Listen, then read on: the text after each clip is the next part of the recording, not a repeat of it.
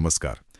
आज हम एक ऐसी उड़ान की बात कर रहे हैं जिसने आप कह सकते हैं 40 साल से ज्यादा का इंतजार खत्म किया है। जी हाँ, ग्रुप कैप्टन शुभांशु शुक्ला, राकेश शर्मा के बाद अंतरिक्ष में जाने वाले दूसरे भारतीय। बिल्कुल, ये वाकई एक ऐतिहासिक पल है भारत के लिए। हाँ, और सिर्फ इतिहास नहीं, ये भारत के भविष्य के स्पेस मिशंस के लिए, खासकर गगनयान के लिए एक बहुत ही अहम पड़ाव है। तो आज हम इसी पर बात करेंगे।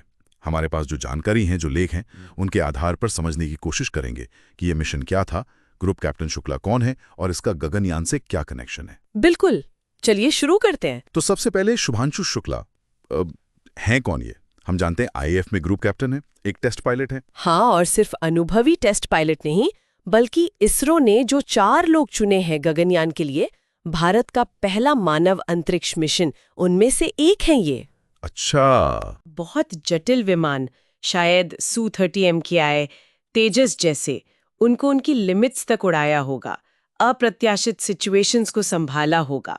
और ये जो स्किल है, ये स्पेस मिशन के लिए बहुत जरूरी है। हजारों पायलट्स में से चुने गए हैं, फिर रूस में इनकी कड़ी ट्रेनिंग भी हुई है। ओके, और यही अनुभव काम आया होगा 25 जून 2025 को एक्सियम मिशन 4 AX4, जब इन्होंने कर्मन रेखा पार की। जी हाँ, पृथ्वी के वायुमंडल और अंतरिक्ष के बीच की वो मानी हुई सीमा। 40 साल बाद दूसरे भारतीय अंतरिक्ष यात्री बने वो। ये मिशन था क्या असल में, एक्सियम मिशन 4? ये नासा और एक प्राइवेट कंपनी है एक्सियम स्पेस, उनका चौथा मिशन था इंटरनेशनल स्पेस स्टेशन के लिए। Private mission? हाँ, पूरी तरह से। और इसमें ग्रुप कैप्टन शुक्ला पायलट थे।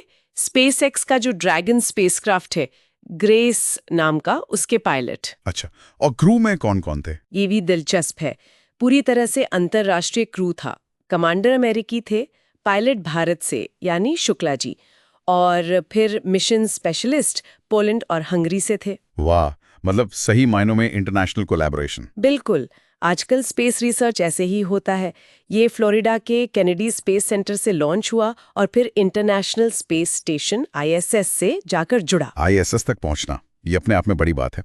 लेकिन ये 14 दिन का मिशन था, है ना? जी हाँ, करीब 2 हफ्ते। तो इसका भारत के गगनयान कार्यक्रम से क्या सीधा कनेक्शन है? मतलब सिर्फ ISS जाना ही तो लक्ष्य नहीं रहा होगा? नहीं, बिल्कुल नहीं। इसका बहुत गहरा जुड़ाव है। देखिए, गगनयान का लक्ष्य क्या है? 2-3 भारतीयों को पृथ्वी की निचली कक्षा में भेजना। हाँ, लगभग 400 किलोमीटर ऊपर, और वो भी ISRO के बनाए हुए मॉड्यूल में। डॉकिंग प्रक्रियाएं की, माइक्रोग्रेविटी में इतना लंबा समय बिताया। ये अनुभव किसी भी सिमुलेशन से कहीं ज्यादा कीमती है। अच्छा, हाँ, रियल वर्ल्ड एक्सपीरियंस। बिल्कुल। ये अनुभव गगनयान के डिजाइन को, उसके ऑपरेशन के तरीकों को, सेफ्टी प्रोटोकॉल्स को, इन सब को बेहतर बनाने में सीधी मदद करेगा। तो ये मुमकिन है कि जब गगनयान उड़ेगा 2027 के आसपास, तो शुक्ला उन पहले भारतीयों में हों? हाँ, बिल्कुल संभव है।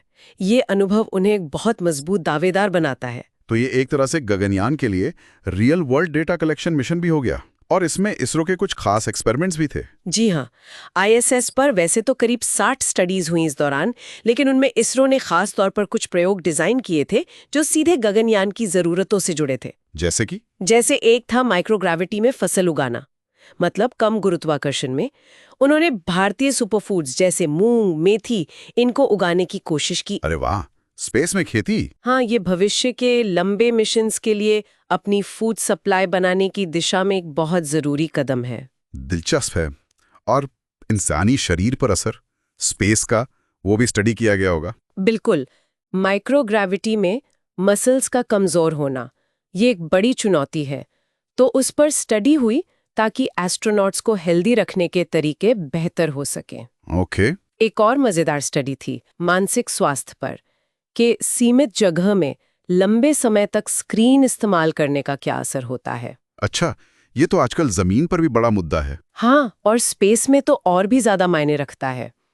फिर लाइफ सपोर्ट सिस्टम से जुड़े प्रयोग भी थे। लाइफ सपोर्ट मतलब ऑक्सीजन, खाना वगैरह? हाँ, साइनोबैक्टीरिया और माइक्रोएल्गी जैसे छोटे जीव, उन पर रिसर्च हुई।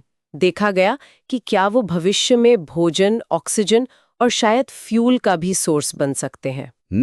ताकि स्पेसक्राफ्ट आत्मनिर्भर बन सके। बिल्कुल, ये गगनयान और भारत का जो अपना स्पेस स्टेशन बनाने का प्लान है, उसके लिए बहुत महत्वपूर्ण हो सकता है।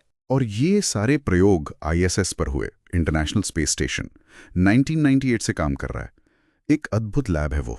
जी हाँ, लेकिन अब वो अपने कार्यकाल के अंत के करीब है। शायद 2030-31 तक उसे डीऑर्बिट मतलब रिटायर कर दिया जाएगा। सही कहा। तो फिर क्या? और यहीं पर एक्सियम जैसी प्राइवेट कंपनियां और उनके स्पेस स्टेशन आते हैं। भारत के लिए एक्सियम 4 जैसे मिशन सिर्फ ISS का अनुभव लेने का मौका नहीं है, बल्कि भविष्य की जो कमर्शियल स्पेस स्टेशन होंगे उनके साथ कैसे काम करना है उसकी भी तैयारी है ये अनुभव भारत की अपनी स्पेस स्टेशन योजनाओं के लिए एक तरह से नींव का काम करेगा। तो अगर हम इसे समेटें तो ग्रुप कैप्टन शुभांशु शुक्ला की उड़ान सिर्फ एक व्यक्तिगत उपलब्धि नहीं है। बिल्कुल नहीं, ये भारत के स्पेस प्रोग्राम के लिए, खासकर गगनयान के लिए एक बहुत बड़ा कदम है। प्रैक्टिकल अनुभव मिला, जरूरी डेटा मिला, और भारत की जगह वैश्विक अंतरिक्ष पटल पर और मजबूत हुई। हाँ, और ये हमें एक सवाल के साथ छोड़ जाता है सोचने के लिए। जैसे जैसे ISS रिटायर हो रहा है और नए प्राइवेट स्पेस स्टेशंस आ रहे हैं, भारत इस बदलते हुए माहौल में अपने लिए क्या रोल देख रहा है? एक्सियम 4 जैसे मिशन से जो सीखा है वो भारत को अपने स्पेस स्टेशन के लक्ष्य तक पहुंचने में कैसे मदद करेगा? और इसमें इंटरनेशनल और प्राइवेट पार्टनरशिप का क्या रोल होगा? ये आने वाले दशक के बड़े सवाल हैं जिन पर नजर रखनी होगी।